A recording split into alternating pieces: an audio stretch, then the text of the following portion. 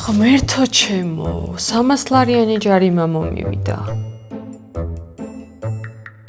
10 დღეში 240 ლარია ფასდაკლებით. მაგრამ ახლა 240 ლარი სად მაქვს? არ მაქვს.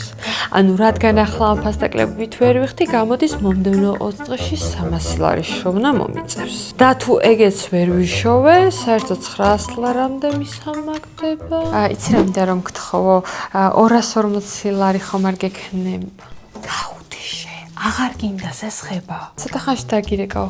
ბორბალოთი გადაიხადე და ეგ ფასდაკლებული ჯარიმა 6 თვეზე გადაანაწილე. მოიცა, განვადების დროს ფასდაკლებას ხომ დავკარგავ და მაინც 300-ის გადახდა მომწევს? არა, ბორბალო შენს მაგივრად დღეს უფარავს ჯარიმას. იმის მაგივრად რომ 20 დღეში 300 ლარი ეძებო, შენ ინარჩუნებ ფასდაკლებას, იხდი 240 ლარს 6 თვეზე გადანაწილებით. დღეს არაფერს იხდი და მომავალიდან გიწევს ზუსტად 40 ლარის გადახდა 0%-იანი განვადებით. ფასდაკლების დრო რომ უკვე გასული იყოს და 300 ლარი მქონდეს გადასახდელი, მაინც მუშაობს განაწილება?